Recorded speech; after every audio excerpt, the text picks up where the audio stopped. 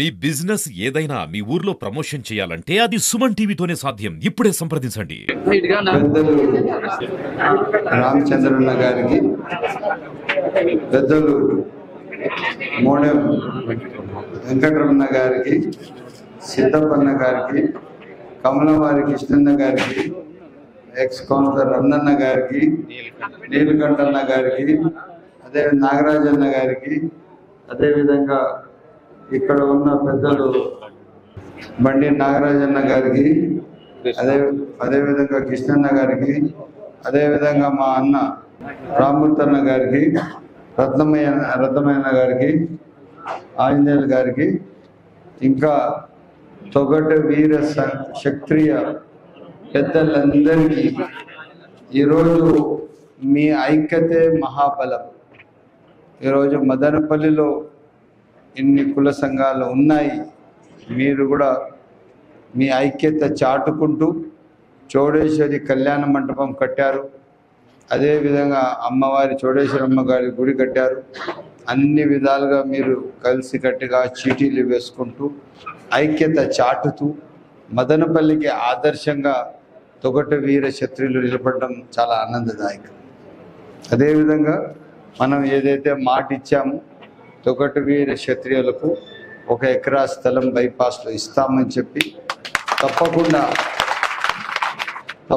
ఆ మాటకు కట్టుబడి ఉన్నాము. బరియల్ గ్రౌండ్ అడిగినారు, అది కూడా ఇస్తాము. ముఖ్యమంత్రి గారికి ఒక స్పెషల్ దీనిపైన టౌన్లో ఎక్కడెక్కడ బరియల్ గ్రౌండ్ సమస్యలు ఉన్నాయి అవన్నీ పరిష్కారం చేస్తూ అందరికీ తప్పకుండా ఇస్తామని చెప్పి తెలియజేస్తూ, ఇదే కాకుండా ఈరోజు ఏ ఒక్క కార్యక్రమం కూడా చూస్తే మీరు ఎప్పుడు ఎక్కడ చేస్తే కూడా మన అమ్మవారి ఆలయంలో చేస్తే చాలా బాగా చేస్తారు, చాలా బాధ్యతగా చేస్తారు. ఆ కార్యక్రమం ఎంత ఆదర్శంగా ఉంటుందని చెప్పాలంటే పదాలు. అందుకోసం నేను మా తొగట వీర క్షత్రియుల సంఘం పెద్దలందరికీ ధన్యవాదాలు తెలుపుకుంటూ, మీ ఐక్యతే మహాబలం. మనమందరము కలిసి ఒక మంచి సమాజం నిర్మిద్దాం, మనమందరం కలిసి ముందు నడుద్దాం. దయచేసి పట్టణ అభివృద్ధికి, పట్టణ ప్రతి ఒక్క సంక్షేమ కార్యక్రమానికి మనమందరం కలిసి ముందుకు నడుద్దామని చెప్పి సవినయంగా తెలియజేస్తూ సెలవు తీసుకుంటాం.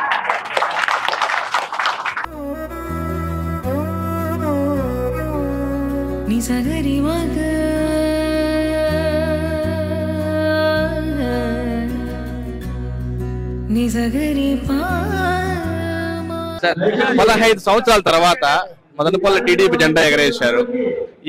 ఈ ముక్కుపొడికి ఈ యొక్క ఘన విజయానికి ఏం సార్? పెద్దలు చంద్రబాబు నాయుడు గారి ఆయన నాయకత్వం పట్ల ప్రజలకు పూర్తి నమ్మకం ఉంది. ఆ నమ్మకంతోనే వన్ సైడ్గా ప్రజలు ఓట్లు వేశారు. ఇదే కాకుండా మదనపల్లి పట్టణ ప్రజలకి నేను ఏదైతే మేనిఫెస్టో ఒకటి పెట్టాను, కాన్స్టిట్యూన్సీ మేనిఫెస్టో, దానికి కూడా పూర్తిగా నమ్మారు. వాస్తవం చెప్పాలంటే ఫేస్ ఆఫ్ ద ఎలక్షన్ వచ్చి పెద్దలు చంద్రబాబు నాయుడు గారు, ఆయన వల్లనే రాష్ట్రంలో ఒక ప్రభంజనం వచ్చింది. ఈ వైఎస్ఆర్సీపీ పార్టీ 10% కూడా ఎమ్మెల్యేలు తెచ్చుకోలేక పూర్తిగా తుడుచుకుపోయింది one side. That is the, ఎందుకంటే ఒకసారి నమ్మారు, ఒక ఛాన్స్ ఇస్తామని. ఆ ఛాన్స్లో ఇంత అరాచకం ఉంటుందా? ఒక ముఖ్యమంత్రి, ఒక పార్టీ రాష్ట్ర పరిపాలన చేయలేదు, సుభిక్షమైన పరిపాలన ఇవ్వలేదు. ఇంటికి ఇచ్చింది 1,00,000 రూపాయలు ఇస్తే ఒక కొత్త ఇల్లు కట్టుకోవాలంటే 5 లక్షల రూపాయలు ఇసుక వాళ్ళకు పబ్బం కట్టాలి. ఇది కాకుండా 8 సార్లు కరెంట్ ఛార్జీలు పెంచేశారు, ఇంటి పనులు పెంచేశారు. అరాచకం తాండవం ఆడింది ఈ రాష్ట్రంలో. ఈ విధంగా అరాచకం కూడా చేయగలరా అనేది ఒక అరాచక వీరులు వైఎస్ఆర్సీపీ నాయకులు చూపించారు. ఇంకా ప్రజలు ఇంకొక 15 సంవత్సరాలు ఈ దరిదాపుల్లో వాళ్ళకి రానివ్వరు. అది జరిగేది ఖచ్చితం. దర్శిట్ ఈ యొక్క ముక్కుపొడికి సంబంధించి ఏమన్నా మీరు ఈ ముక్కుపొడి మీ కన్విజానికి ఏమన్నా? ముక్కుపొడి ఏం లేదు. నేను మా కాన్స్టిట్యున్సీ ప్రజలు ఏమి కోరితే, నా కాన్స్టిట్యున్సీ ప్రజలు ఏం కోరితే వాళ్ళతో కలిసి నడుస్తాను. గుడికి రామన్నారు, గుడికి వచ్చాను. మేము ఈడ 101 టెంకాయ 116 టెంకాయలు కొడతామన్నా మేమన్నారు, ఓకే అన్నాను. దీనికి ఈ విధంగా తీసుకుంటామన్నాం, అరే ఓకే అన్నాం.